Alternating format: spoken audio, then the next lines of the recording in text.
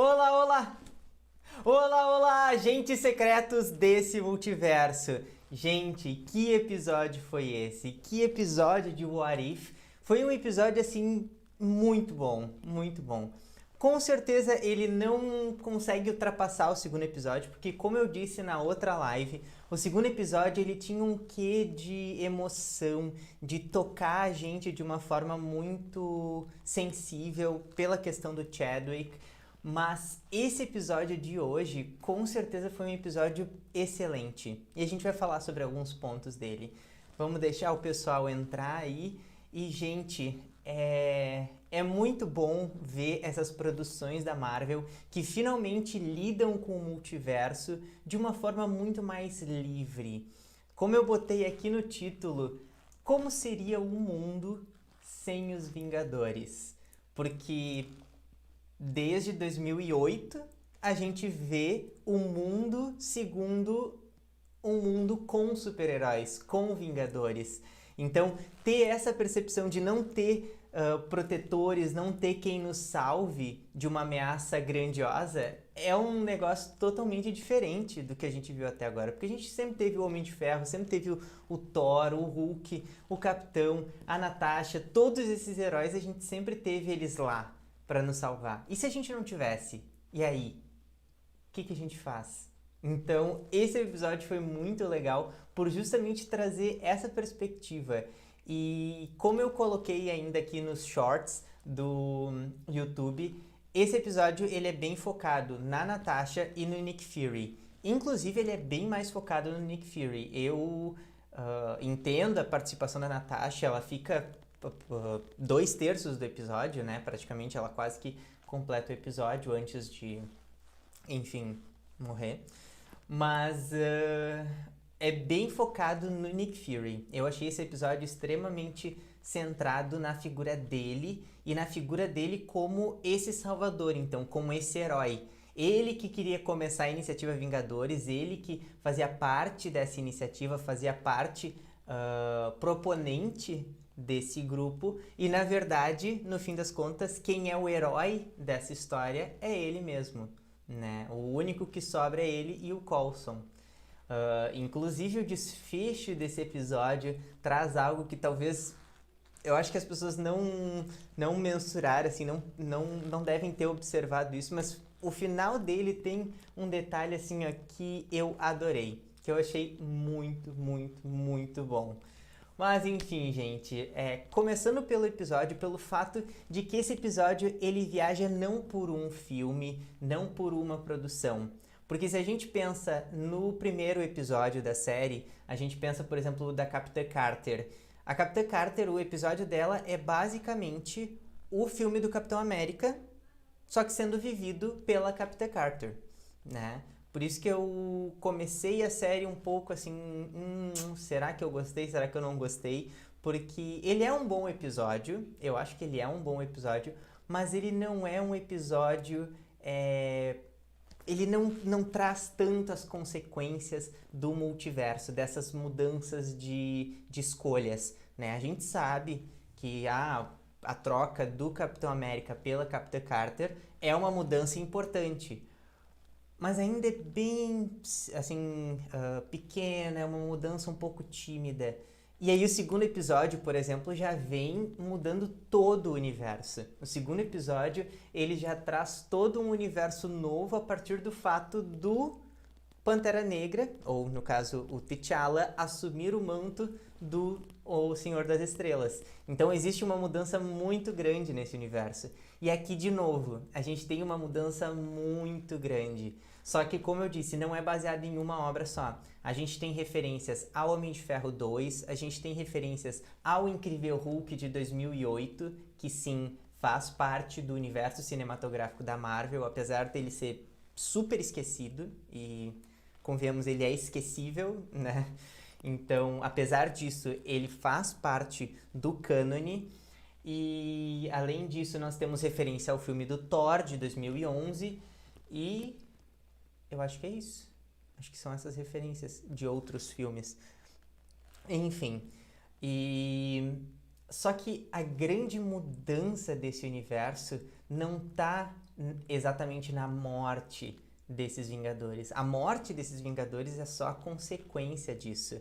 Então a gente tem a cena do Donut, por exemplo, com o Tony Stark, que eu já tinha dito em outro vídeo que eu considerava que o Tony Stark ele ia ser isso. Ele ia ser esse personagem que ia aparecer, mas que não que ele ia ter uma grande importância, e a gente vê aqui que realmente ele não tem grande relevância. O fato da morte dele sim tem grande relevância, porque, enfim, a Natasha tenta salvar ele, tenta, né, botar aquela injeção para diminuir a intoxicação pelo paládio do Homem de Ferro 2, só que na verdade ela injetou um veneno, algum composto que na verdade matou o Tony Stark. E aí a consequência dessa morte é o quê? A prisão da Natasha. Prisão, né? Porque o Nick Fury confia muito nela, isso é muito legal, essa continuidade do caráter dos personagens, né? Eu já tinha dito no episódio do Pantera Negra, Pantera Negra não, o Senhor das Estrelas, né?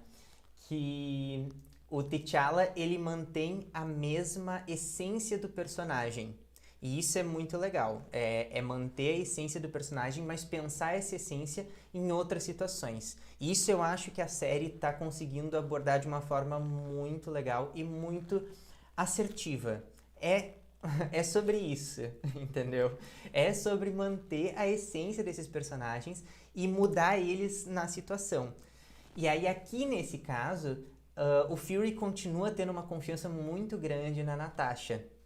Então, por mais que ela vai presa, ele dá todos os aparatos, tudo que ela precisa para se libertar, né? Sair daquele transporte e ir atrás do Banner. Porque, enfim, o Fury sabe que os Vingadores estão sendo caçados por alguém, que a gente não sabe quem é. Fora isso, então, essa essência do personagem. Aí isso acontece, essa mesma situação acontece com o Clint, né? O Clint, ele é preso por ser acusado de matar o Thor. Coisa que eu fiquei assim, cara, isso que eu acho interessante desse episódio. A Marvel já estava prometendo que esse episódio ia ser um episódio de bastante espionagem e ele traz isso de uma forma muito, muito interessante. Ele não simplesmente traz os mistérios e resolve de forma simplória. Não, tem um peso naquilo, né? Tem umas consequências para 30 minutos, né? O episódio tem 30 minutos. Confesso que o episódio passou voando. Foi um episódio que me prendeu muito. Eu achei um episódio que, por ele ser interessante, por ele ser instigante, eu fiquei muito imerso na história, muito imerso nesse universo. E aí, então, o Clint mata o Thor, ele é preso numa cela e quando o Nick vai falar com ele, ele descobre que o Clint tinha sido morto também. Não se sabe como. E aí começa uma tensão. Cara, esse episódio, ele traz uma tensão, assim, de um filme de suspense mesmo. Mas o que que tá acontecendo? Porque a gente não sabe quem tá fazendo isso, como isso tá acontecendo, simplesmente tá acontecendo. E, de novo, é um episódio bastante imersivo nesse sentido. Mas aí, então, a Natasha, em outro lugar, vai encontrar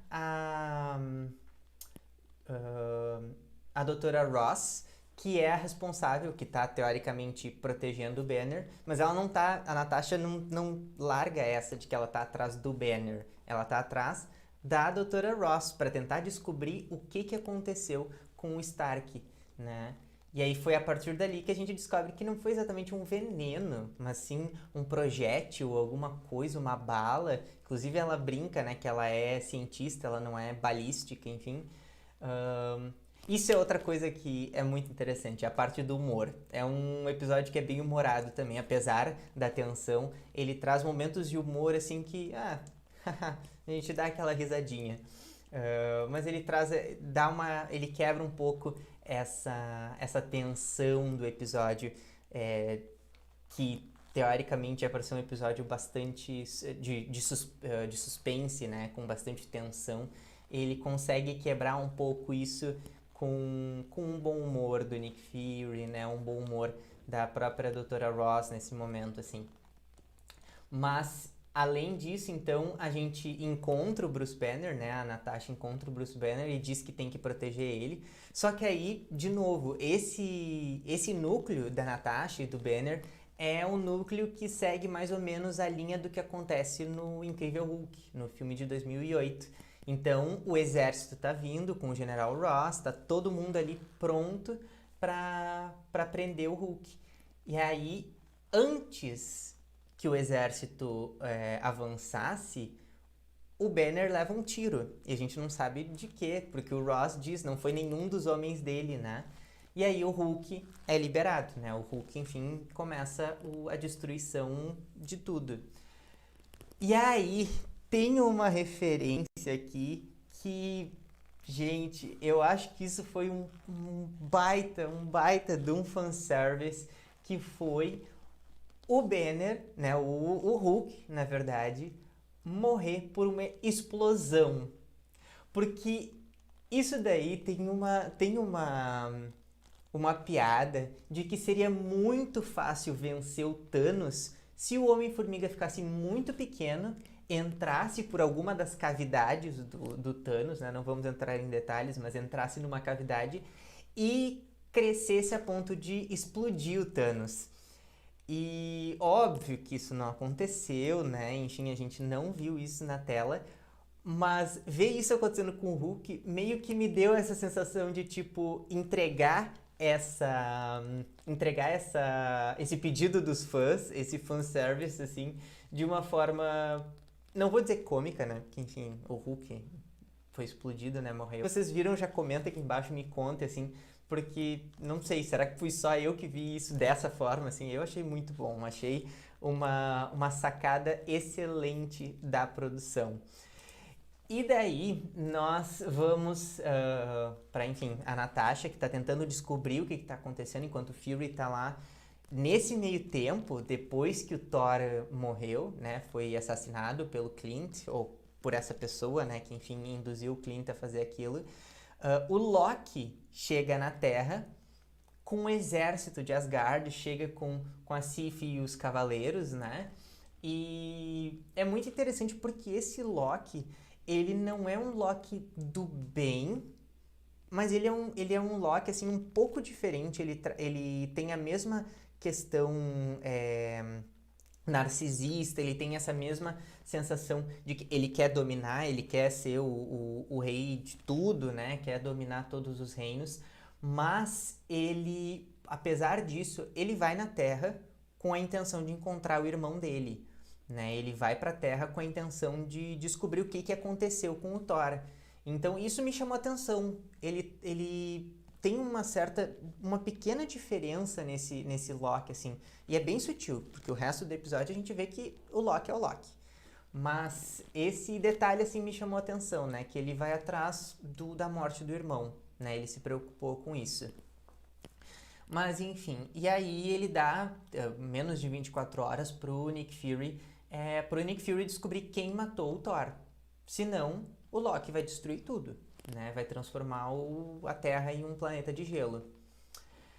E aí, nós temos, voltando lá pro núcleo da Natasha, que eu acabei indo direto para lá e esqueci desse detalhe do Loki.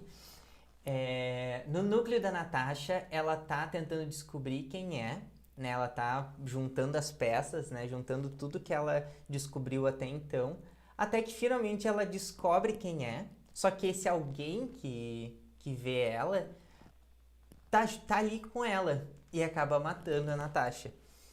Mas antes que ela morresse, ela deixa uma mensagem pro Nick Fury. E eu não assisti em português, eu não assisti dublado, então eu não sei como é que eles traduziram isso. Mas no caso da dublagem em inglês, ela fala da Hope, que tem um duplo sentido, que é tanto o nome da Hope Van Dyne, né, a personagem, a Vespa original, quanto Hope significa esperança. Então tem esse jogo de palavras na versão em inglês, tem esse jogo de palavras, né, que o Nick Fury não consegue identificar no primeiro momento. Até que depois que, enfim, ele descobre que a Natasha morreu e ele tá ouvindo a mensagem dela, e ele olha para aquele castelo de gelo construído pelo Loki, ele tem o estalo, ele se dá conta do que aconteceu. E aí então nós temos um corte, ele vai lá para a lápide da Hope Van Dyne, né? E aí a gente descobre, e esse era o ponto que eu queria chegar, que é o que é o evento Nexus desse universo. O evento Nexus desse universo é a Hope Van Dyne se torna uma agente da SHIELD e ela morre em combate. A gente não sabe detalhes, né? Como que ela vem a falecer, a gente não sabe qual que era a missão dela, mas a gente sabe que em missão da SHIELD ela acaba morrendo. E isso não é bem visto, isso não é bem aceito por quem? Pelo pai dela, o Hank Pym. E aí, meus amigos, nós temos aquele momento, aquele plot twist que a gente descobre que quem estava matando todos esses personagens, todos esses Vingadores, era o Hank Pym utilizando o traje do Jaqueta Amarela. Não é nem o traje, porque no início eu achava que era o traje da Hope, né? O traje da Vespa. E não, é o traje do Jaqueta Amarela. Então, o vilão do primeiro filme do Homem-Formiga, né, se torna o próprio Hank Pym. Ele utiliza aquele traje mais moderno, com mais habilidades, né, do que o traje do Homem-Formiga. Ele usa o traje do Jaqueta Amarela para justamente acabar com os Vingadores. Então, ele que vai e mata o Tony Stark de dentro para fora, ele que induz o Clint a soltar a flecha, né, do arco, ele que mata o Clint, ele que entra no Hulk e joga uma das partículas Pym para fazer o coração dele explodir, né, crescer tanto ao ponto de explodir. E então eu achei assim um episódio muito, muito complexo no sentido de que ele tem camadas, ele tem toda uma narrativa nova e era isso que eu queria ver no What If. Não sei vocês, comentem aqui embaixo também, mas o que eu queria ver na série era justamente isso, assim, sair e colocar personagens em situações totalmente diferentes. E no caso aqui, imagina o Hank Pym, ele por vingança, porque ele não aceitou a morte da Hope, ele então decide acabar com os planos do Fury, né, acabar com todos os Vingadores e acabar inclusive com o Fury, né, ele seria o último. E ali, então, eles começam um combate. E quando eles estão nesse combate, assim, eu não sei o que vocês acharam, mas eu olhei para esse combate, assim, o Fury com toda a determinação, com uma facilidade para lutar contra o Hank Pym. Mesmo ele estando minúsculo, ele dava tapas, assim, e jogava o Hank Pym para longe. E aí eu olhei, será que esse é o Fury? Eu já estava desconfiado, não podia ser o Fury. E aí, em um dado momento, o Fury some, assim, e ele aparece num outro canto, daí tá, matei, né? E aí ele começa a rir, e a risada clássica do Loki. E aí a gente descobre que era o Loki, enfim, ele finalmente vê quem é o real assassino do Thor, e por isso, então, ele prende o Hank Pym, né? Destrói o aparato do Hank Pym e prende o Hank Pym como prisioneiro de guerra. E aí que vem a cereja do bolo, na minha opinião, nesse episódio, que nessa realidade, como não existem Vingadores, como não existe ninguém para proteger a Terra, o Loki consegue o que ele quer. Ele se torna o líder supremo de Midgard, ele se torna o líder supremo da Terra. Isso eu achei muito, muito legal, porque a gente não viu isso na série do Loki, né? Porque existia uma teoria de que o Loki vai ter uma versão, uma variante do Loki que é o Loki que deu certo, né? O Loki rei de Asgard, rei da Terra, enfim. Mas a gente não viu. E aqui na série, no Arif, a gente viu isso acontecer. A gente viu que o Loki se tornou o rei da Terra e de tudo, né? Então, isso foi um detalhe que eu achei muito legal. Gostei muito mesmo. E, por fim, além disso, o que mais nós temos? No fim, né, a gente vê o Nick Fury indo até o escudo do Capitão, chamando a Capitã Marvel, né? Então, não sei, será que a Capitã Marvel vai usar o escudo, vai se tornar uma super-heroína com escudo, inclusive. Só o tempo dirá. Vamos ver. Até porque eu acho que esse episódio acabou aqui, não vai ter continuação. Até porque até agora a gente tem visto isso, né? Episódios bem isolados. A gente tá vendo linhas alternativas. Eu achei, até eu ver a Capitã Marvel, eu achei que o Nick Fury ia chamar a Capitã Carter e ia começar a nova iniciativa Vingadores, né? Ou como se tem dito, especulado na internet, os Guardiões do Multiverso, né? Então a gente teria a Capitã. Por enquanto a gente não viu essas interações, a gente só viu realidades paralelas isoladamente. Talvez até a metade, a série vai ter 9 episódios, talvez até o episódio 5 a gente vai ver isso, assim, realidades isoladas, né? A gente vê cada um desses personagens sendo criados, porque a gente ainda não viu, por exemplo, o Doutor Estranho, né? Tinha muita gente dizendo que esse era o episódio com o Doutor Estranho, ele não apareceu. Então, eu acho que a partir do momento que Doutor Estranho estiver aí, é o momento que a gente vai ver essas linhas se cruzando e criando essa super equipe com vários heróis de outras realidades. Mas enfim, é um episódio muito bom, de verdade, assim, dentre eles. Não, o episódio 2 ele é excelente, eu já disse que pra mim eu acho que esse vai ser o melhor episódio pela questão sentimental, pela questão emotiva da produção. Mas, enfim, esse episódio foi realmente muito bom. Eu gostei bastante, acho que ele trouxe uma visão diferente pro universo. Como eu disse, ele foi para um lugar totalmente diferente e é isso, né? E se os Vingadores não existissem, não tivessem aqui para nos salvar? O que ia acontecer? É isso que a gente quer ver, né? É isso que eu quero ver. E vocês, o que vocês querem ver? Me conta aqui embaixo. Mas, enfim, e eu acho que um detalhe também que fica muito legal é a dublagem, né? A dublagem em inglês, pelo menos, do Nick Fury, do Bruce Banner, do Loki, do Thor,